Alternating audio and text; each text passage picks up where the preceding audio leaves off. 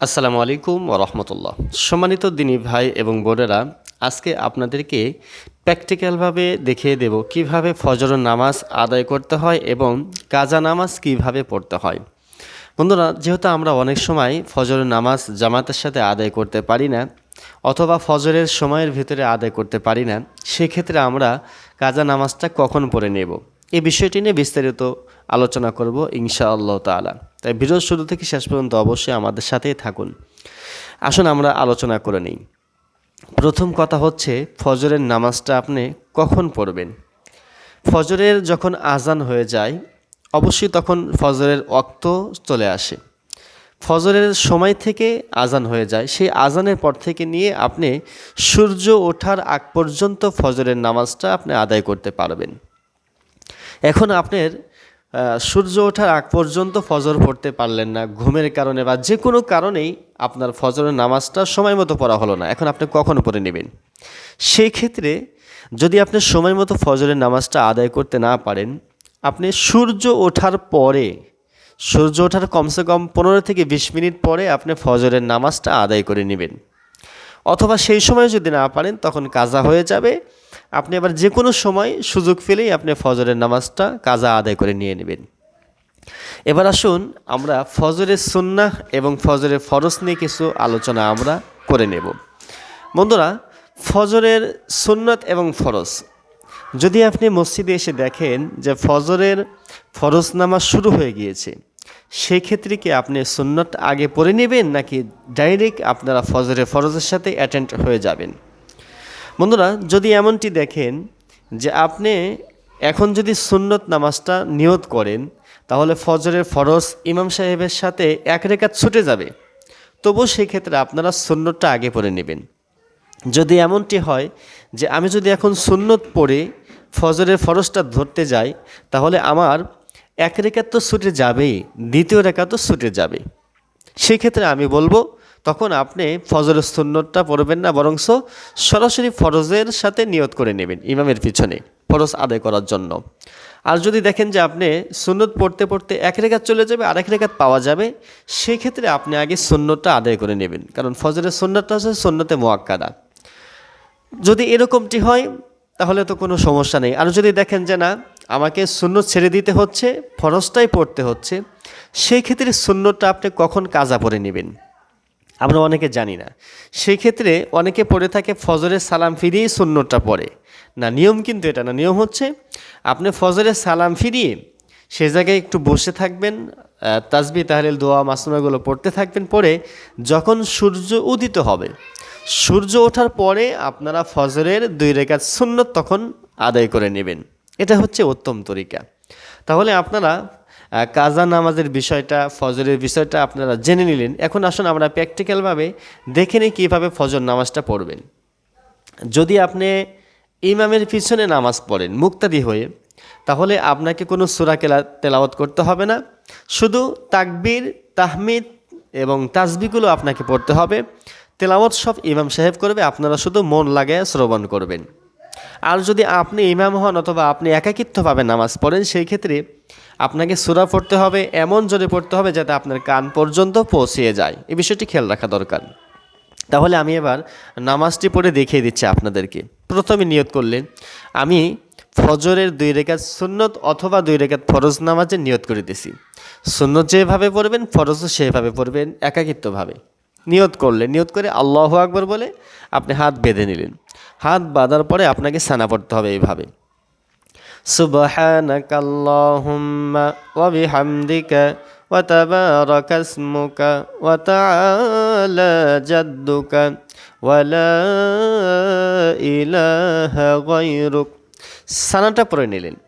সানা পড়ার পরে এবার আপনাকে আউযু বিল্লাহি মিনাশ শাইতানির রাজিম, বিসমিল্লাহির রহমানির রহিম সূরা ফাতিহা পাঠ করে নেবেন।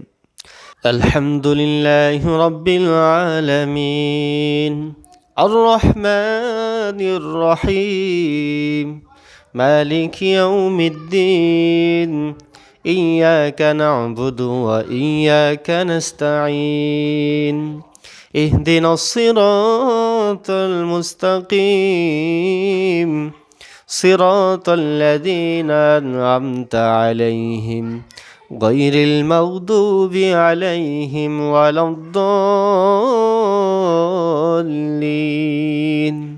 আমিন পড়ে অন্য একটি সূরা আপনারা মিলিত করে নেবেন। বিসমিল্লাহির রহমানির রহিম।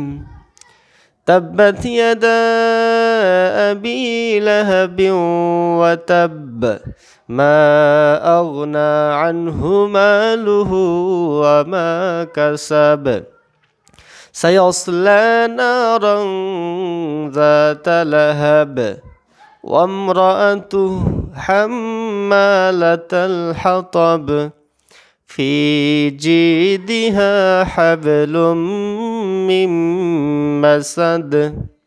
এবার আপনি তাকবীর বলে রুকুতে চলে যাবেন। রুকুতে গিয়ে 3 বার 5 বার 7 বার আপনারা তাসবিহ পড়বেন সুবহান রাব্বিয়াল আযীম। এরপরে রুকু থেকে সামি আল্লাহু লিমান হামিদা বলে দাঁড়িয়ে রব্বানা লাকাল হামদ পড়ে আবার তাকবীর বলে আপনারা সেজদাতে যাবেন। সেজদার তাসবিহ পাঠ করবেন 3 বার সুবহান রাব্বিয়াল আলা। এবারে দ্বিতীয় সেজদা করে নেবেন, করে আপনারা এবার তাকবীর বলে দাঁড়িয়ে যাবেন। দাঁড়িয়ে যাওয়ার পর এবার দ্বিতীয় রাকাতের জন্য প্রস্তুতি গ্রহণ। এখন শুধু বিসমিল্লাহ পড়তে হবে, এরপরে সূরা ফাতিহা পড়বেন, এরপরে অন্য একটি সূরা আপনারা মিলায়ন করবেন। যেহেতু আমি সূরা লাহাব তেলাওয়াত করেছি প্রথম রাকাতে, তাহলে দ্বিতীয় রাকাতে লাহাবের পরের সূরা পাঠ করতে হবে। তাই লাহাবের পরের সূরা হচ্ছে সূরাতুল ইখলাস, পাঠ করবেন এভাবে। বিসমিল্লাহির রহমানির রহিম। কুল হুয়াল্লাহু আহাদ আল্লাহুস সামাদ লাম ইয়ালিদ ওয়া লাম ইউলাদ ওয়া লাম ইয়াকুল লাহু কুফুয়ান আহাদ। সূরা ইখলাস শেষ করে আপনারা আল্লাহু আকবার বলে রুকুতে যাবেন। রুকু প্রথম রাকাতের মতো রুকু সেজদা করে বৈঠকে বসে যাবেন।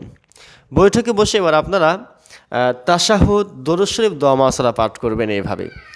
আত-তাহিয়াতু লিল্লাহি ওয়াস-সালাওয়াতু ওয়াত-তাইয়্যিবাত আসসালামু আলাইকা আইয়ুহান নাবিয়্যু ওয়া রাহমাতুল্লাহি ওয়া বারাকাতুহু আসসালামু আলাইনা ওয়া আলা ইবাদিল্লাহিস সালিহিন আশহাদু আল লা ইলাহা ইল্লাল্লাহু ওয়া আশহাদু আন্না মুহাম্মাদান আবদুহু ওয়া রাসূলুহু।